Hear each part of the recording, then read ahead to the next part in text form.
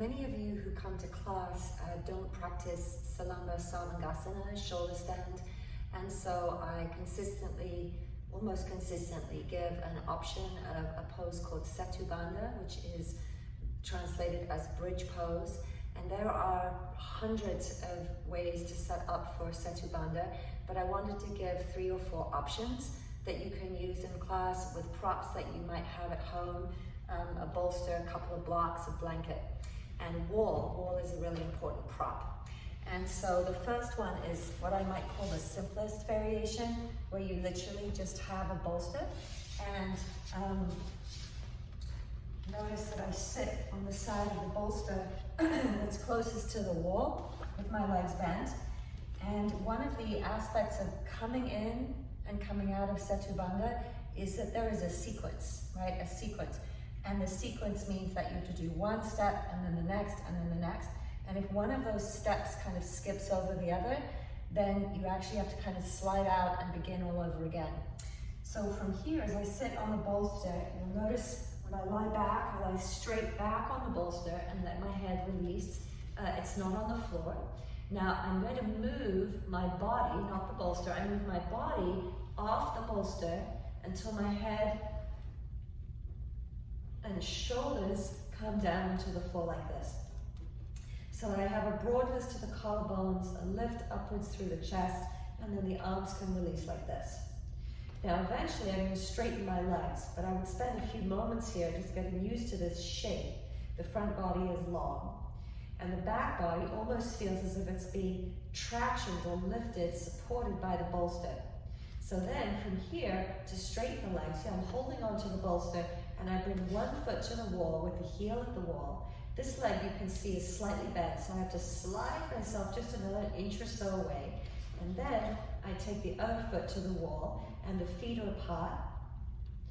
And then I can extend my heels and the ball mounds of the feet into the wall. The thighs press down, and the shoulders also release down.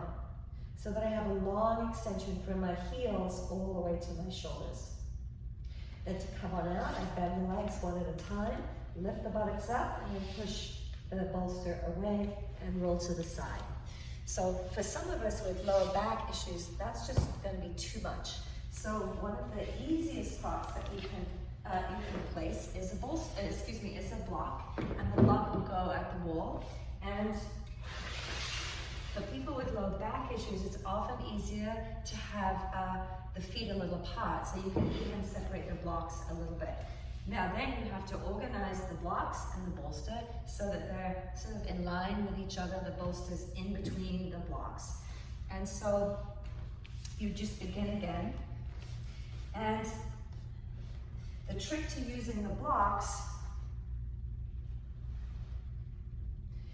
is that from this position, I don't move my body any further off the bolster, but I slide the bolster a little way, and then I have to do a test run and find the wall and find the block. And then from here, you see I extend a little further away till that leg is straight, and then I can take my other foot up onto the block. So the legs are ever so slightly higher than the bolster. And for those of us with low back issues, sometimes they can give a little bit of relief. Again, the shoulders are down, and the sides of the chest are lifted and opened. To come out of this, it's always the same way. You get to bend your legs one at a time, and then press the feet down, and you just gently slide yourself one way and the bolster the other way, okay? And then to move onwards to a different and very powerful variation of the pose, you're going to need a couple of blankets and a block. And I'm also going to show with the block at the wall as well. And this can of course be at different heights depending on your range of motion. It can be this position, or this position, or indeed you don't really even need a block. But I'm going to show with a block. So I have 2 blankets. And again, I always start off quite close to the wall. And notice I don't have a mat because I need to be able to move around here. So when I lie back, my shoulders are raised up on the blankets, and then my head comes to the floor, and I lift the buttocks up and roll onto the tops of the shoulders stay on the blankets. Now I take the block to the high side and the narrow side, and I place it And there are many different ways and places to place the block. It can be towards the lumbar spine and it can be towards the tailbone. They all have very slightly different effects. But the idea of having the block on this high side is it allows for a strong lift upwards of the chest. And now I have to move myself and the bolster, myself and the block a little further away. And again, I do that test run. There's the wall. Okay, I'm still really close. So I slide away until my heel comes to the block on the wall. And then, of course, I can take my other foot as well. And then the heels and the ball mounds extend into the wall. And I lift my chest. The arms extend away to the side. Then to come on out, bend the legs, press the feet down, lift the buttocks up, and then come on all the way down and roll to the side. Okay. Now the last one I'm going to show is often referred to as cross bolsters. Most of us, in fact, don't have two bolsters at home, so I'm going to show with the two blankets and the bolster. And so do you see how, you don't need the wool for this either, but you see now this is a cross shape, right? This and this. If you were to look at it straight down from the ceiling, it would be literally like this, a cross position. So for this one, you get to sit on one side of the bolster, and I don't get to move my buttocks at all now. All I do is just lie back, and the bolster is going to tip.